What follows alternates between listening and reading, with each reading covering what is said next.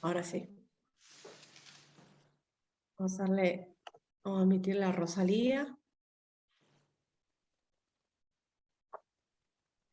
Y les voy a compartir pantalla. Y bueno. Bien. Yo les dije que íbamos a ver, a modo de resumen simplemente, para recordar lo que estuvimos viendo, el modelo transformativo. Y después ya nos vamos de lleno a Harvard, que es la clase que nos toca hoy.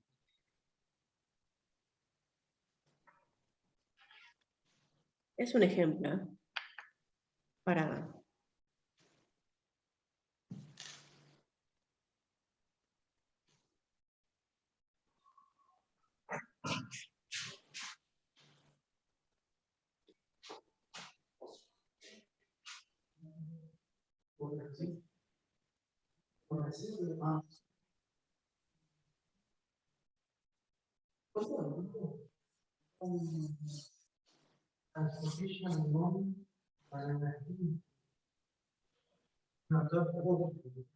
No se escucha. ¿Cómo decís, Raúl? Que no se escucha. ¿No se escucha nada? No. No tiene audio el video. Sí.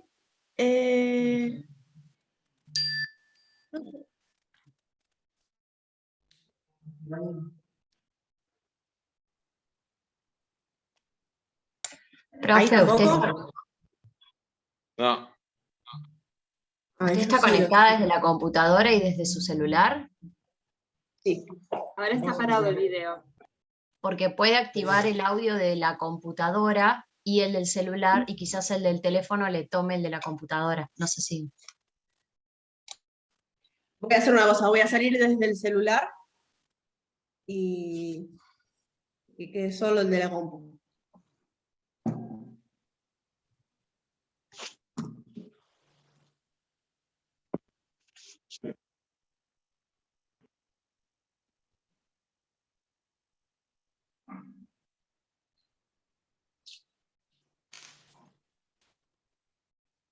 No, está bien.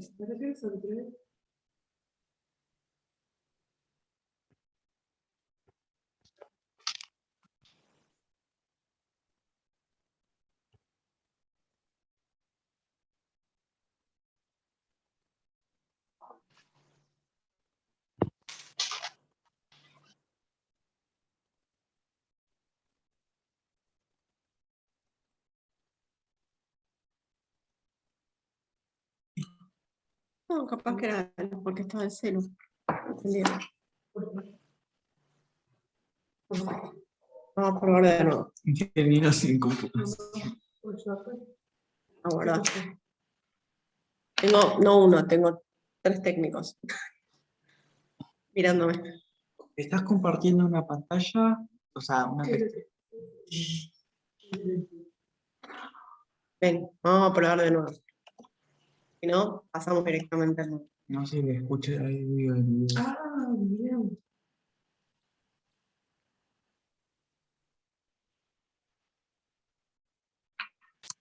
¿Ahora? ¿Tampoco? Permiso.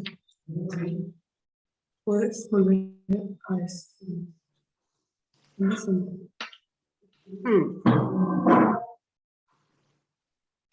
Mandale a lo que estás compartiendo. ¿Acá? Sí. Ahí. Abad ahí, Abad. Sí. ¿Acá? Sí, no, para. No.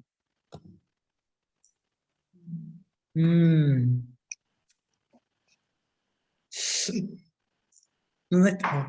¿No? Muchas gracias.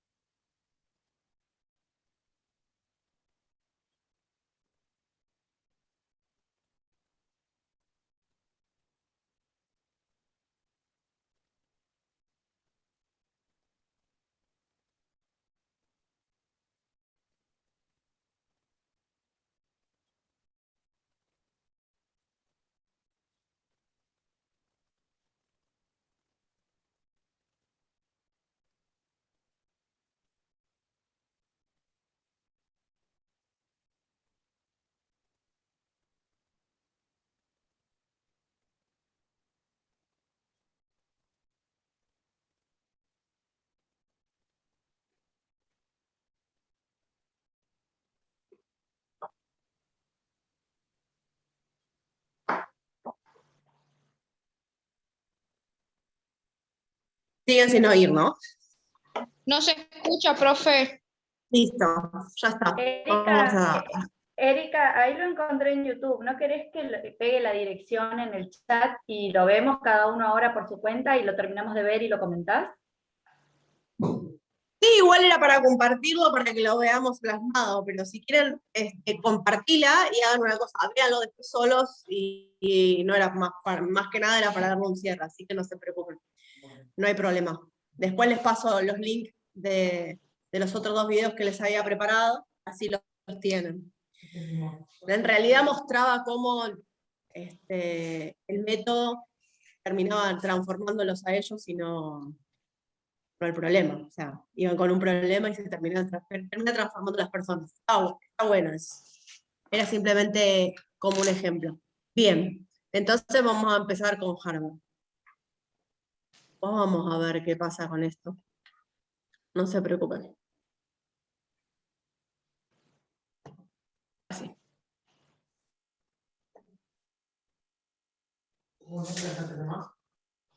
Entonces, hoy lo que nos toca empezar a ver es este famoso modelo de Harvard, que es negociación pura, que muchos lo llaman el ganar-ganar. En principio, tenemos que pensar en qué entendemos por negociación, ¿sí? Que es un método a través del cual se desarrolla la habilidad de influir en las decisiones de la otra parte, con la cual tenemos algunos intereses opuestos, pero con la que también podemos tener intereses en común. Así lo describe Fisher a la negociación. Nosotros nos basamos en una negociación colaborativa, por eso siempre decimos que es esto de el término de win-win o ganar-ganar, sino que sea un acuerdo de mutuo, ¿sí? De mutua colaboración, y podemos decir que tiene 4 principios, que también los venimos viendo, ¿sí? Separar a las personas de las problemas. Sí, ¿quién habla? ¿Alguien quería decir algo? Hola, no. Bien, seguimos. Entonces dijimos que teníamos 4 principios. El primer principio, que es separar a las personas del problema, apartamos a la persona del problema, concentrarse en los intereses y no en las posiciones. ¿Se acuerdan que siempre decimos que cuando las partes vienen a la mesa de negociación, lo primero que van a plantear son las posiciones, y nosotros como buenos mediadores tenemos que buscar los intereses que hay abajo de todo lo que el relato de las partes traen. ¿Sí? ¿Para qué? Para ver bien qué es lo que quieren, ¿correcto? Después buscar opciones viables. ¿Qué quiere decir? Opciones que sean posibles de alguna manera para la cuestión que se plantea o para el conflicto que se trae a la mesa, y después buscar criterios objetivos. El MAN y el PAM. Exacto. Y el peor y el mejor acuerdo de negociación. El peor y el mejor acuerdo. Ahí está lo que hablábamos el otro día también de la sopa, de esa zona de posible acuerdo, que también lo mencionamos. Bien, ¿cómo prepararse? ¿Y cuáles son los puntos importantes? Si usted no sabe hacia dónde va, probablemente no llegue aquí. Esto de no saber hacia dónde va, ¿sí? Tiene que ver con el primer punto que dijimos recién de las bases, con respecto a los intereses y a las posiciones, ¿sí? ¿Por qué? ¿Por qué es tan necesario buscar los intereses de las partes? ¿Qué hay más allá de lo que dicen? Porque también de esa manera vamos a saber hacia dónde quieren ir, o cuál es el objetivo que tienen. La preparación es más fácil cuando se trata el asunto con otra persona. Considérense ya previamente. Bueno, esto es para nosotros, en realidad. Existen 7 puntos que son a tener en cuenta durante el proceso de negociación. Y acá tenemos los intereses, las posiciones, los intereses, las opciones, las normas alternativas, las propuestas, la comunicación y las relaciones. Bien, la pirámide del PIM, aprender a descubrir los intereses. Miren cómo está en la base la necesidad, ¿sí? Que es más importante. Como al principio y en la cúpula tenemos a la posición, que es lo que nos muestran, lo que se muestra. ¿Sí? ¿Qué quiere decir esta pirámide?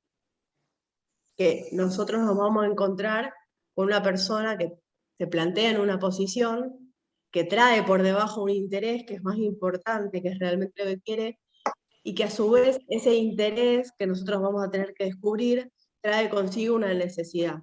¿Cuál es la necesidad? ¿Sí? ¿Por qué? ¿Para qué quiero esto?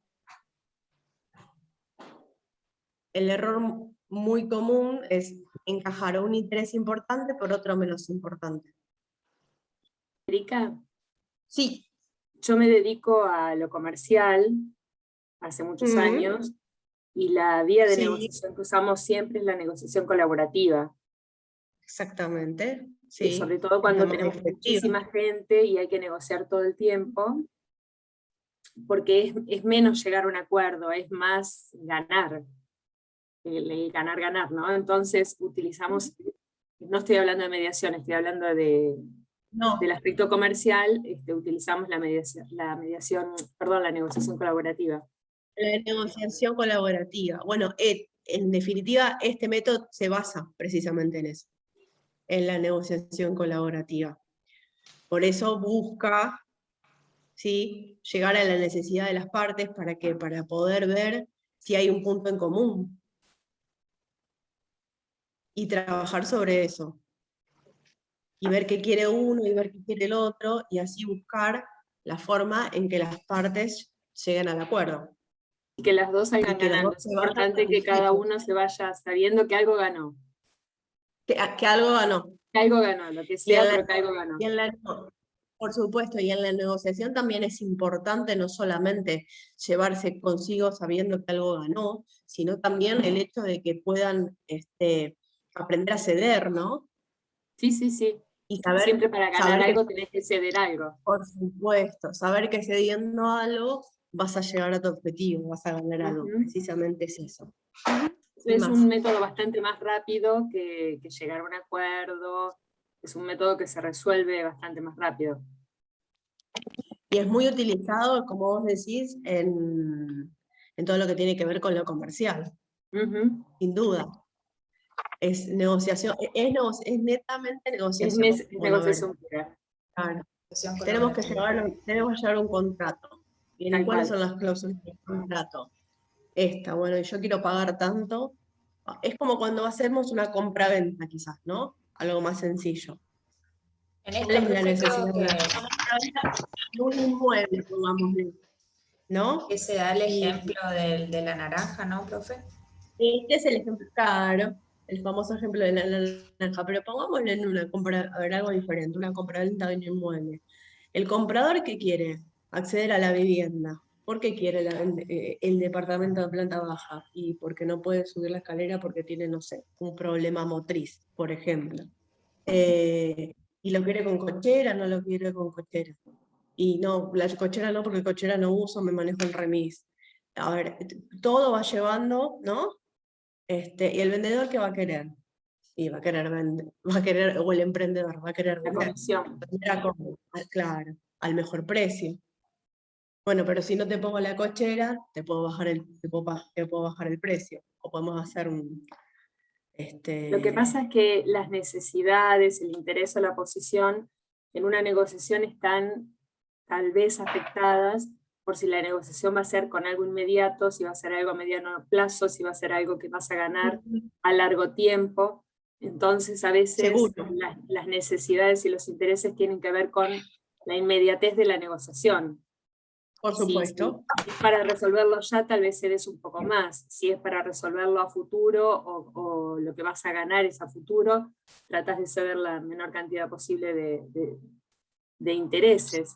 Entonces, sí, de conceder menos, exactamente. Claro, tiene que ver mucho con los tiempos en los que vos vayas a querer tener una solución en una negociación colaborativa.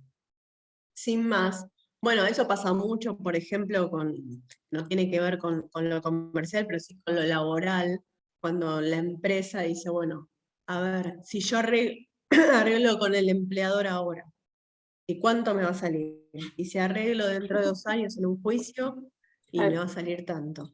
Y bueno, y la inflación, capaz dice, bueno, la necesidad del trabajador de querer cobrar ahora, porque necesita la plata, porque se quedó sin empleo, y la picardía del empleador de decir, bueno, ante la necesidad del trabajador, hago una oferta un poco menor. Erika, También no eso deja de sería, ser una perdón, ¿eso negociación. sería el MAN?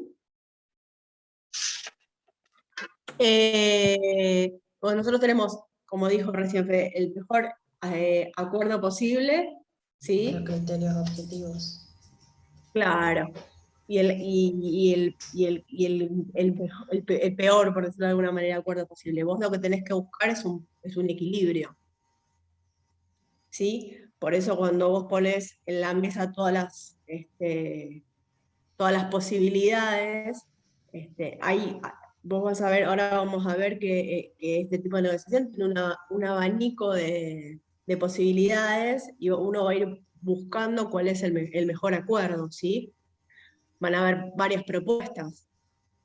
Y vos vas a ir buscando según realmente cuál es tu necesidad. Y vas a ver que vas a ceder o no. Pero bueno, igual yo, si no mal no recuerdo, esta clase es, ¿cómo se dice? No, es corta y no tiene todo, porque en realidad todo esto de negociación y todo este tipo de modelos, usted ya se supone que como les dijo Gaby al principio, lo tuvieron que haber visto en la formación inicial. Es solo para traerlo a colación y hacer un repaso, porque es algo que también vemos. Salía y surgía la duda de si nosotros tenemos precisamente que utilizar un único modelo, ¿sí?, de mediación, que utilicemos uno solo. Bueno, no. A veces iniciamos con un modelo transformativo y después en algún momento vamos a terminar negociando para cerrar el acuerdo. Entonces, es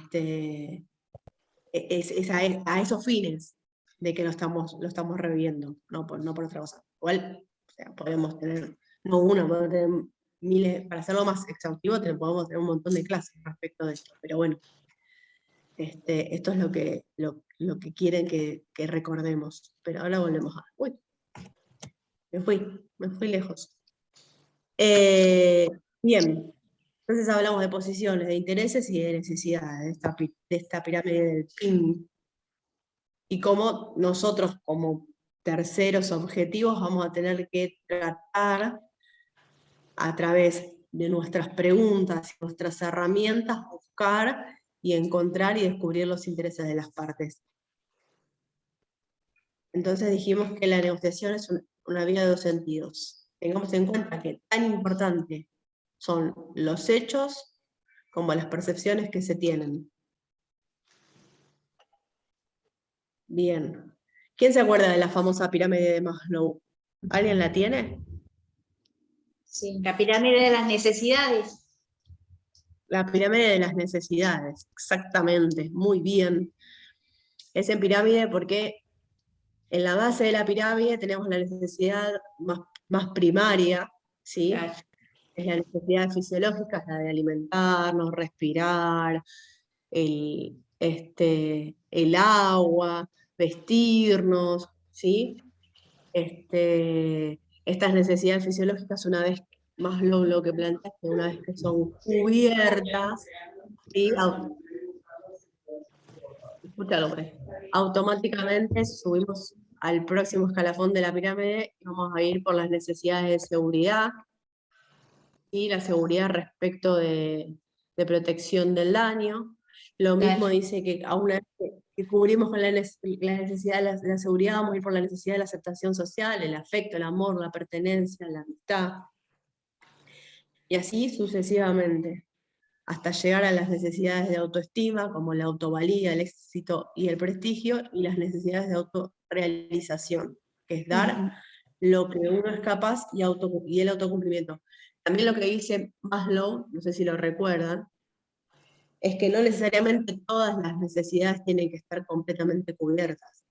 Sí. para ir, ¿no? ¿Cómo se llama? De un escalafón de la pirámide a otro. Pero que uno va a ir en búsqueda, ¿sí? de la cúspide, digamos, hacia la necesidad de la autorrealización. Bien. ¿Cómo prepararnos para una negociación? Miren qué interesante. Y acá tenemos los 4 puntos que habíamos visto. Los intereses, las opciones, legitimidad y los intereses de la otra parte. Entonces nos dice que los intereses es aquello lo que a mí me importa de verdad. ¿Sí? Mis deseos, mis necesidades, mis preocupaciones, todo lo que yo realmente quiero. ¿Qué es lo que quiero? ¿Qué es lo que necesito? Esas serían las preguntas. ¿Para qué lo necesito? ¿Sí? Ahí, con esas preguntas que nosotros realizamos, obviamente no le va a preguntar a la persona qué es lo que quiere, o sí, también hay que ver, depende cómo se lleva adelante la negociación y cómo se lleva adelante la mediación. Pero contestando esas preguntas, nosotros vamos a descubrir los intereses. Y ahí pasamos a las opciones. Las opciones, estos posibles acuerdos que podemos alcanzar. Opciones que no pueden ser, que no tienen que ser necesariamente una sola, que pueden ser varias, ¿sí? Posibles acuerdos. Recién hablamos ahí con la compañera. Pueden ser acuerdos a corto, acuerdos a mediano o acuerdos a largo plazo. Depende siempre de la necesidad. Claro. De la necesidad y el objetivo último también. En un proceso de familia hay siempre, en algunos casos, que se firman acuerdos o convenios a mediano plazo para después ir viendo. Porque de hecho las necesidades de los niños, por ejemplo, si estamos hablando de un niño y de alimentos y demás, van a ir cambiando a medida que crezca el niño. Entonces es común y se puede hacer un convenio a mediano plazo, a corto plazo. ¿Sí? Vamos, ¿se van acordando de lo que estamos viendo? Sí, sí. Bien. Lo importante es que ustedes rememoren.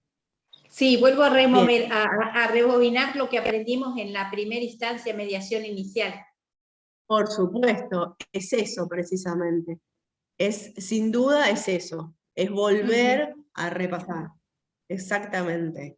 Y que también esto también puede ser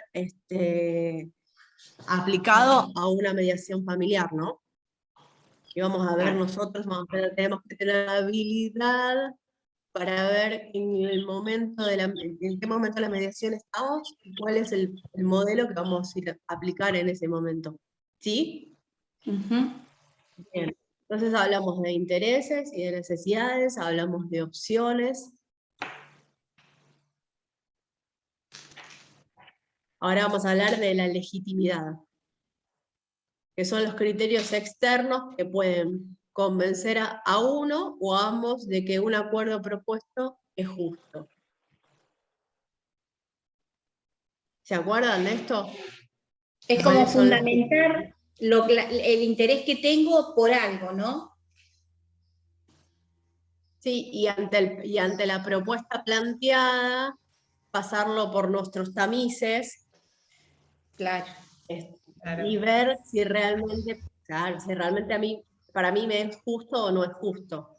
Por eso habla de criterios externos. ¿Sí? Entonces los pasamos por nuestros para ver si yo considero que el acuerdo propuesto es o no es justo. Y ahí, obviamente, vamos a volver. Si consideramos que no es justo en determinado ítem o por determinada circunstancia, ¿qué vamos a hacer? Vamos a plantear un acuerdo diferente, ¿no? O vamos a intentar modificar eso que a nosotros nos afecta en la negociación. Y ahí vamos a empezar a jugar con eso de ceder que decíamos al principio, cuando estamos negociando sobre ese acuerdo, sobre ese... Por ejemplo, escucha.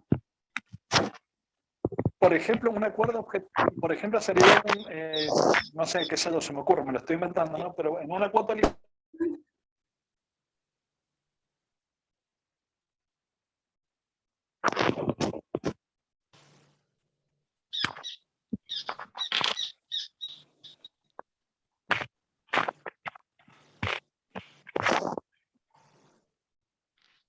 ¿Estás ahí?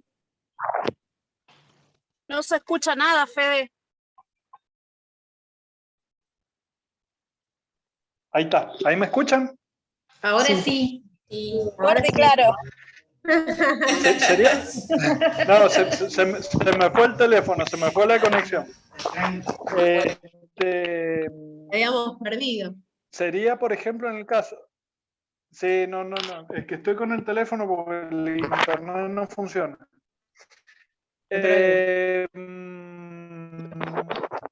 Sería, por ejemplo, en el caso de una cuota alimentaria, utilizar un criterio objetivo sería, por ejemplo, no sé, algo para que trabajen, obviamente, no sé cuánto sería el porcentaje de cuota en caso de una asalariada. Ese podría ser un criterio objetivo, digamos, para obtener legitimidad. Otra vez, porque me quedé... Suponete, yo pido viene una pareja a pedir cuota alimentaria, vienen a mediar por cuota alimentaria. No saben cuánto pedir, el marido dice, no, yo cobro tanto. Vemos el rubro en el que trabaja, sueldo mínimo vital y móvil, y decís, bueno, en base a eso te pido un porcentaje. Y si bien va a estar determinado, pero para negociar, para arrancar más o menos cuánto Te es volví el a cortar, porcentaje. pero a ver.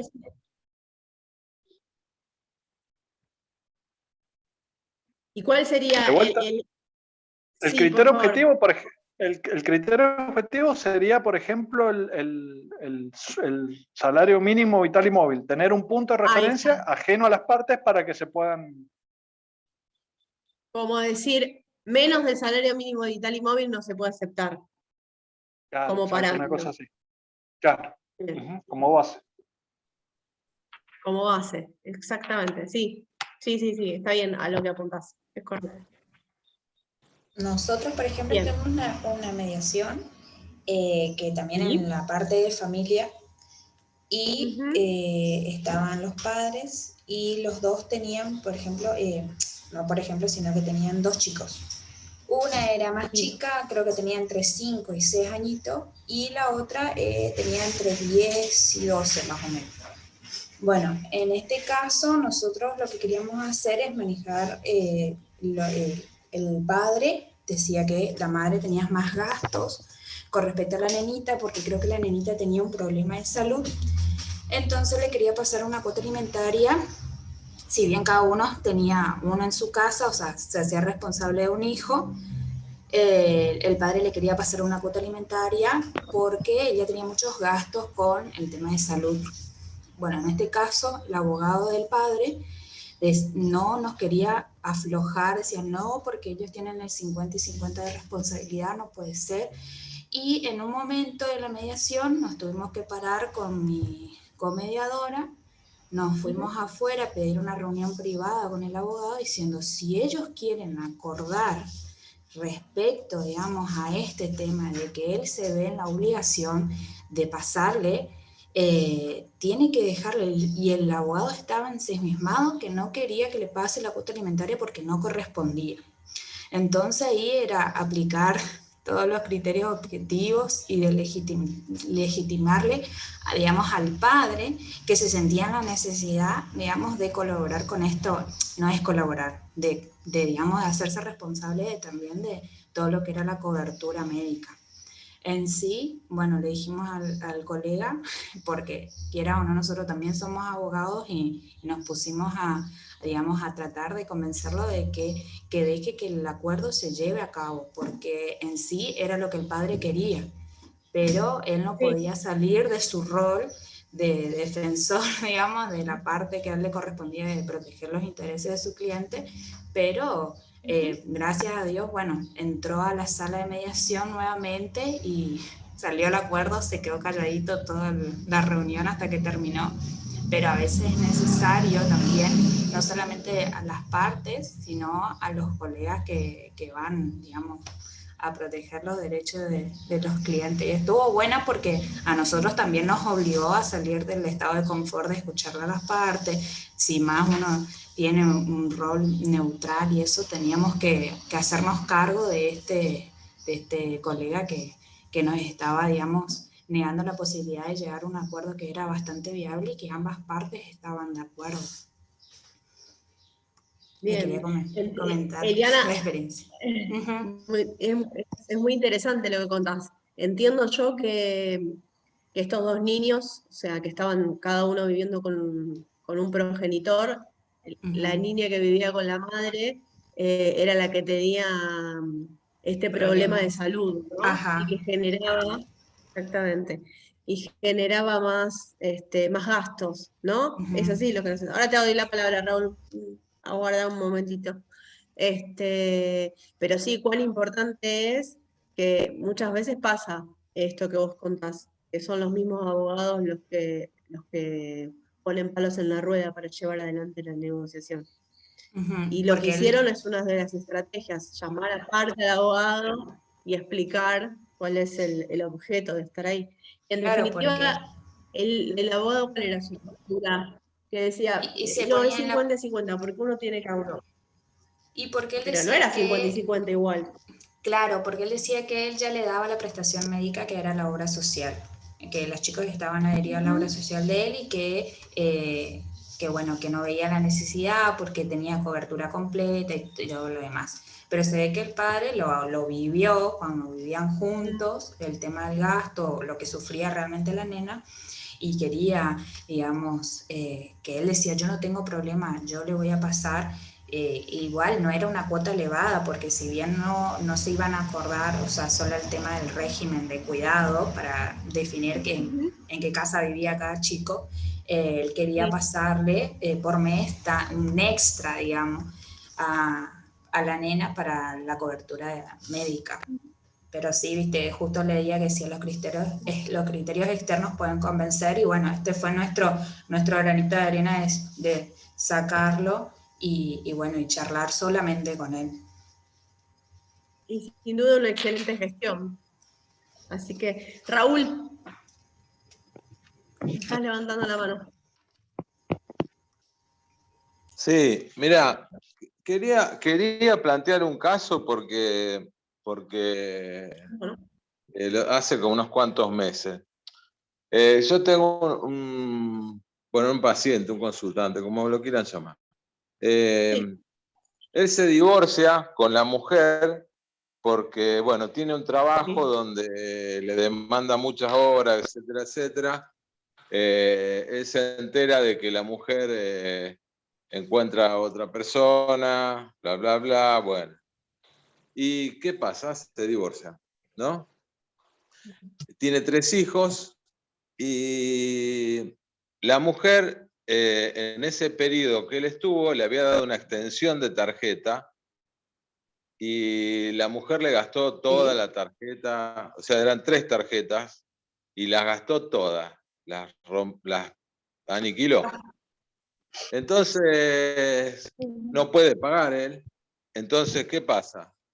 Al no poder pagar, se angustia. Él es un muchacho que, digamos, me consta de que, a ver, los tiene todos los hijos con su obra social, pero no le puede dar la cuota que exigen, porque de hecho, al no pagar, no pudo pagar las tarjetas, está inhibido.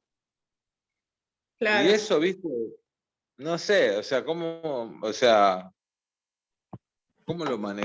maneja eso? Igual. No, es la verdad, no sé qué me está diciendo, es la verdad, no soy yo. No.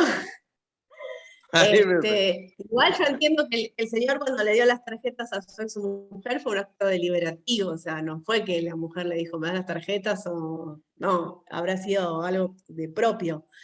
Pero, va a depender un poco de, a ver, yo no sé si eran pareja o estaban casados, si se separaron, porque si, por ejemplo, me decís, no sé, era un matrimonio, uno podría entender que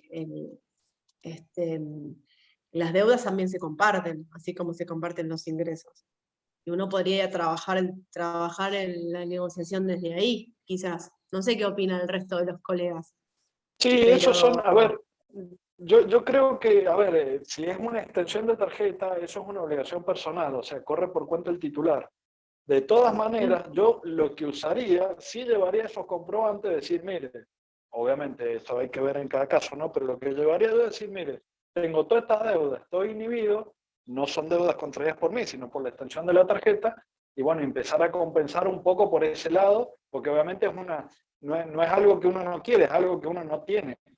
Entonces por ahí, para poder compensar, obviamente que también hay que pasarle, pero bueno, acomodar el monto lo mínimo posible hasta poder salir de la situación y bueno, y compensar, digamos, porque es una operación meramente matemática acá, poder saldar la deuda y poder, y bueno, y es una obligación personal porque es una extensión de tarjeta, o sea, tampoco al banco se le puede decir, no, mire, fue ella. Hay que ver Y también se la puede situación. desconocer la compra. Y además de la Exacto. negociación familiar, ¿no se puede hacer una negociación con el banco también? ¿Una mediación, perdón, con el banco? El banco La no es mediación, esto por supuesto, la acreedor. mediación con el banco va a ser netamente comercial y va a ser refinanciar la deuda seguramente. Claro, para refinanciar la deuda en unas cuotas posibles de pagar. Exacto. Pero Digamos, eso al por un lado, margen de después la eso, mediación familiar. claro, la mediación familiar va a ser, bueno, a ver, ¿cómo me ayudas vos, que fuiste la que generaste los gastos, a afrontar ahora los gastos, pero yo desinhibirme? Pero primero Yo tengo haría la esta mediación con el banco para que cuota, eso no siga generando intereses. claro.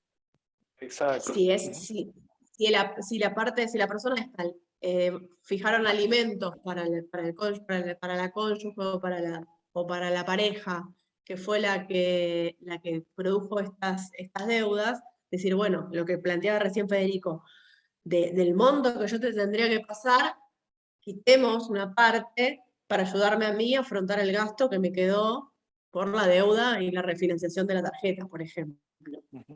¿No? Pero si las deudas... Y ahí sería una mediación colaborativa, porque le está cediendo, alguien está cediendo algo para que se pueda llegar a hacer todo. Si es matrimonio, las deudas se comparten. Aún aunque sean personales en el banco, si es matrimonio, las deudas se comparten. Por supuesto. ¿Hay alguien que tiene una radio o algo abierto por ahí? Fue lo primero que le preguntamos a Raúl, que no nos contestó. ¿Cómo era así? No, perdón. Ella asume de que ella gastó las cosas, no es que no lo asume, pero ella no tiene trabajo. Perfecto. Está bien. Entonces, pero bueno, la deuda se tiene que hacer cargo él. ¿Qué vínculo tenían ellos dos? ¿Eran amigos? ¿Eran amigos? Matrimonio. Entonces, ahí, partamos de ahí. Esas deudas se generaron dentro del matrimonio, ¿correcto? Sí. Mientras estaban casados. Bueno, ahí la colega te está diciendo lo mismo que yo te dije al principio. Las deudas generadas en el matrimonio son de las dos partes. Es como los bienes gananciales. O sea, el patrimonio es todo. Son, el activo y el pasivo. O sea, podemos disfrutar de lo que tenemos, pero también tenemos que afrontar los gastos entre las partes. Entonces, si él le va a pasar alimentos o ella pretende una compensación económica, esa diferencia, o sea, ese 50% de ese gasto, se quite o sirva para afrontar el gasto que se generó, porque es de los dos. No estoy diciendo que pague el 100% ella.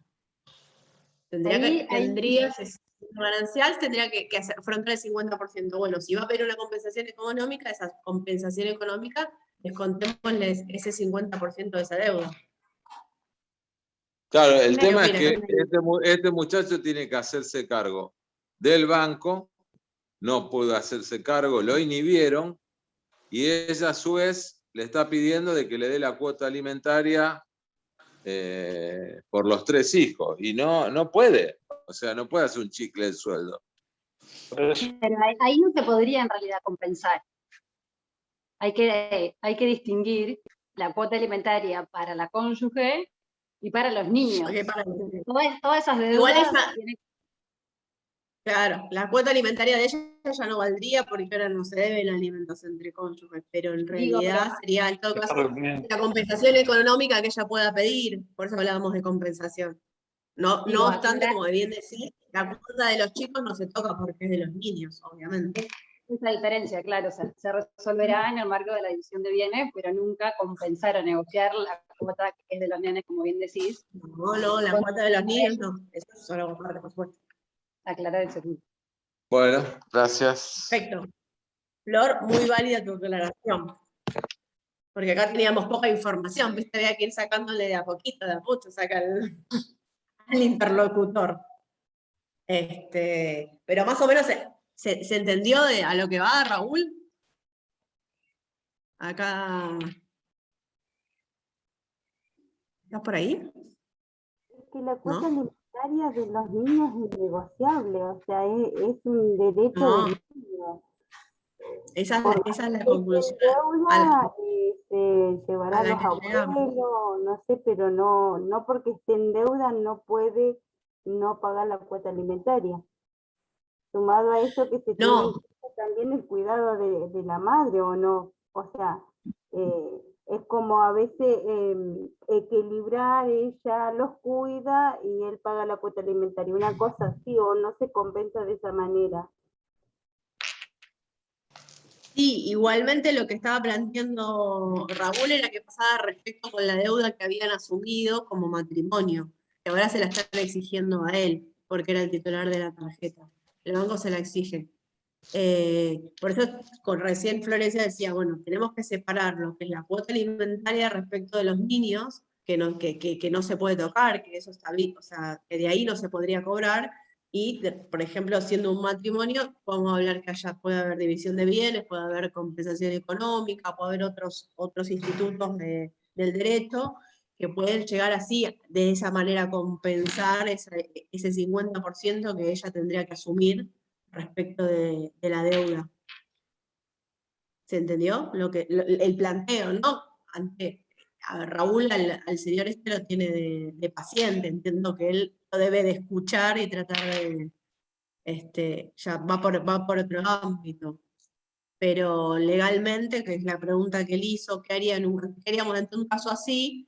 Dimos posibles soluciones. Como en derecho tenemos no una, sino tenemos varias soluciones.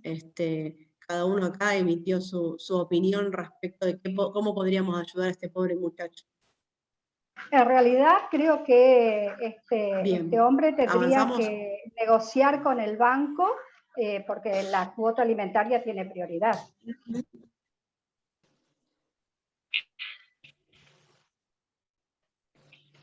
Seguro, sí. Tendría que negociar con el banco cuál sería la cuenta que podría afrontar. Lo que pasa es que no tiene con qué. No, o sea, no es un banco, son 3 bancos. Son 3 bancos. O sea, no tiene con qué, porque si le paga a uno, no le paga al otro. Y no hay si bienes, le paga... no hay bienes. ¿Cómo? No tiene hay bienes. No tiene. No. ¿Qué Él le hizo construyó para que la esposa esté tan enojada? una casa. ¿Cómo? ¿Qué le hizo a la esposa para que la esposa esté tan enojada que sienta que tiene que cobrárselo? No, o sea, yo por lo que por lo que vos escuchás de él, digamos, porque la invité una vez a la esposa para que venga a hablar y ella no quiso. Pero solamente él tiene un trabajo que demanda muchas horas y básicamente en la casa estaba poco y nada. Eso no es motivo para que ella, digamos, pase por otro lado y se enamoró de un médico y qué sé yo, ¿viste? Y bueno, inclusive él le pinchó el teléfono, es un tema, un caso tremendo, pero bueno, a donde va es que ella, por ejemplo, no tiene trabajo, no tiene recibo de sueldo, entonces todo lo que va, el banco no le importa, porque dice, bueno, extensión de la tarjeta, a mí no me importa, yo quiero cobrar. Entonces tiene la lista de bancos, 3 bancos que los 3 quieren cobrar. De hecho ya lo inhibió un banco, está inhibido por un banco. Y a su vez, él se hace cargo de todo lo que es la parte de salud de los hijos. Y le da lo máximo que puede, pero no llega a la cuota alimentaria de 3 hijos. No llega. Porque, es más, pagó un banco y automáticamente entró la otra inhibición del sueldo, digamos, de otro banco. O sea, van en cola los bancos. Y sí, bueno. Es tremendo, es tremendo. Para poder salir del pozo va a tener que de alguna manera negociar. Si él es el único ingreso, no le va a quedar otra, sobre todo por una cuestión propia. Y como bien dicen las colegas, no va a poder negarse a la cuota alimentaria de los hijos. Pero bueno, son dos cosas totalmente diferentes. Una cosa es la relación y cómo terminó la relación y demás, que también lo está trabajando con vos. Y otra cosa diferente es el tema de afrontar los compromisos, tanto con el banco como con los niños, ¿no? Pero el carácter alimentario, igual si lo inhibieron y si tiene un sueldo, en algún momento lo van a embargar también. Hay que estar preparado para eso. Lo que le conviene es ir y renegociar con todos los bancos. Ya tiene un embargo. Ya tiene un embargo. Bueno, es lo que sigue. Bueno, claro, y por ejemplo, me contaba de que, bueno, eso dañó el problema laboral, digamos, porque, bueno, en lo laboral le dijeron, él pagó el embargo ese que le hicieron y terminó ese y entró el otro banco. O sea, parece que hacen cola. Sí, vamos y dice, por yo orden. no puedo pagar más. El problema es que, a ver, a él le exige el abogado de ella de que sí o sí se tiene que hacer cargo. O sea, yo lo tuve que derivar a un psiquiatra porque ya se estaba manifestando, digamos, lo que decía era bastante importante.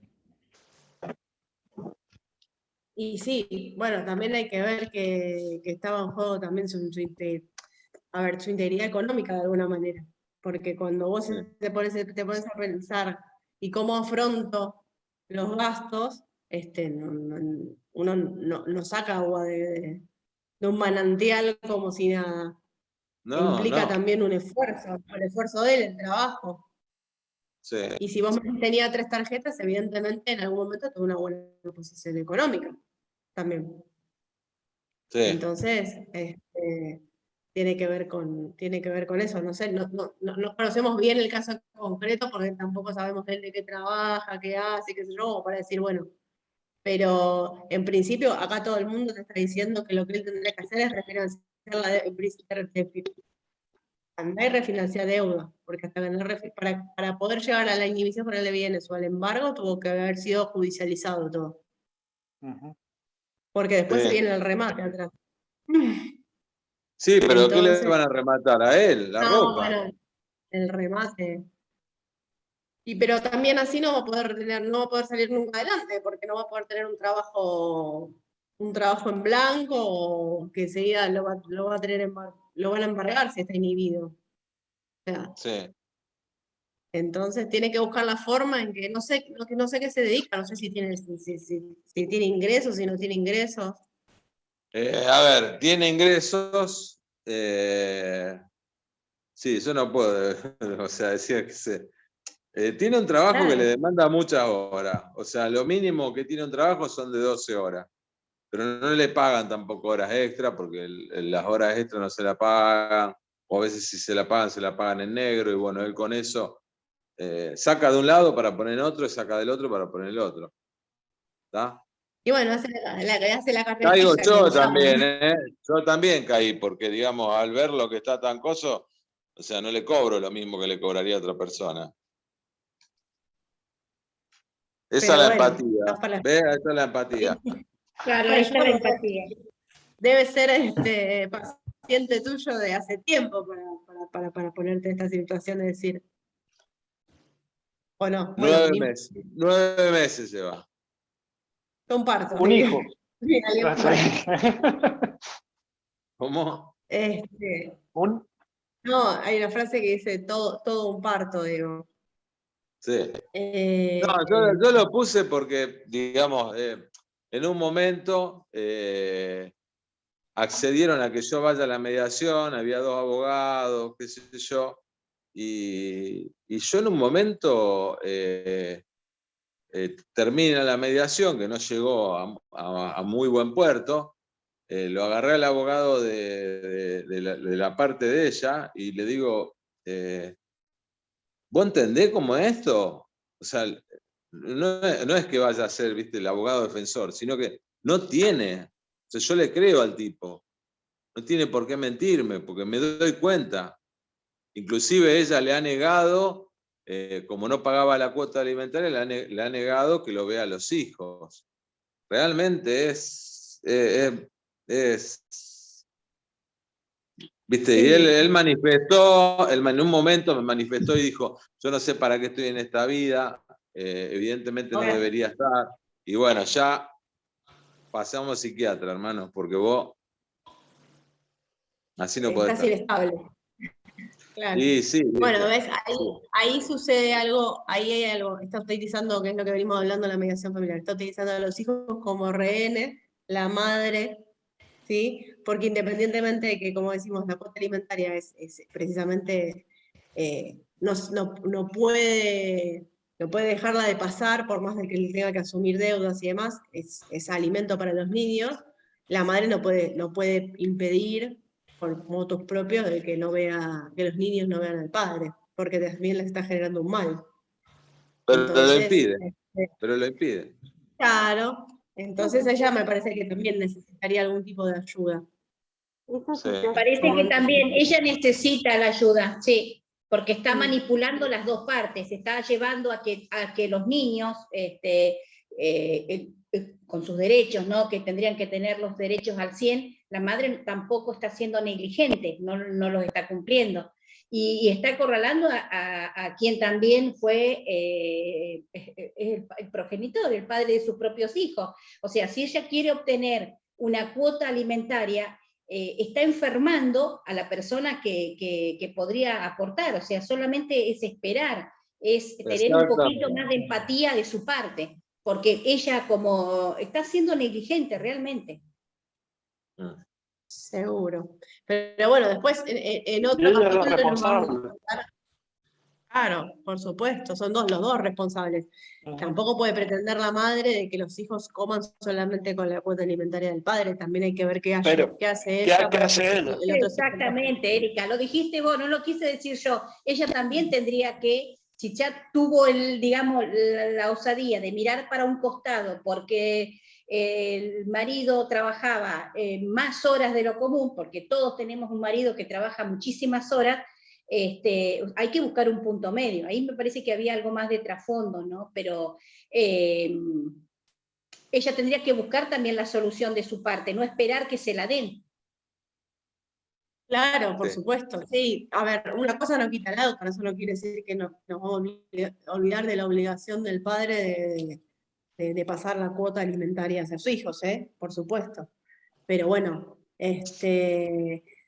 yo no sé cuál es el grado de educación, la edad de los niños, hay un montón de cosas, un montón de factores. Pero la madre sí tomó la determinación de separarse porque sabía que iba a poder hacerlo también. O sea, esto precisamente lo que trae esto de las mediaciones familiares, un todo a veces. Así que bueno, nada, después yo quiero que nos cuentes cómo termina. Gracias. Responsabilidad parental, sí, sin duda que sí. Bien, Gracias. Entonces dijimos, de nada, al contrario, gracias a vos. Dijimos que teníamos los intereses, las opciones, la legitimidad, que es lo que veníamos hablando hasta recién, y después los intereses de la otra parte. ¿Qué quiere decir con esto? Que tenemos que buscar y tenemos que también saber cuáles son los intereses de la otra parte. ¿Para qué? Para poder iniciar la negociación, porque si nosotros sabemos realmente lo que la otra parte está buscando, sabemos cómo tener el as en la manga. Sabemos para dónde ir y por dónde irían las propuestas. Lo que yo creo que a la otra parte le importa de verdad, sus deseos, sus necesidades, preocupaciones, esperanzas, etc. Mi alternativa de salida y el compromiso de propuesta.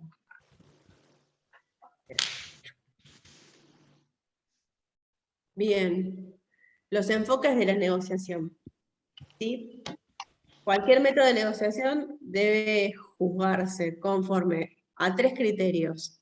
Debe conducir a un acuerdo sensato, ¿sí? Debe ser eficiente y debe mejorar o por lo menos no deteriorar la relación entre las partes. Un acuerdo sensato puede definirse como aquel que satisface los intereses legítimos de ambas partes dentro de lo posible, que resuelve los conflictos con equidad y que es durable. ¿Se explica? Por ejemplo, en el caso que nos trae Raúl, que la madre que exige y el padre que no sabe cómo afrontar las deudas que generó ese matrimonio, un acuerdo sensato sería, bueno, yo te voy a pasar el tal porcentaje de mi sueldo para afrontar los gastos de los chicos, como me corresponde, pero vos por otro lado, ayúdame a la refinanciación de las deudas, por ejemplo, ¿sí? Si me pedís compensación económica, utilizamos esa parte de la diferencia de la compensación para afrontar las deudas. Ojo que también la compensación económica la puede pedir él. Hay que ver también, por eso digo, hay que ver también qué hace ella como para saber bien el todo, a qué se dedica, porque capaz que tiene ingresos. Y lo exige por sus hijos, no lo exige por ellos. Pero bueno.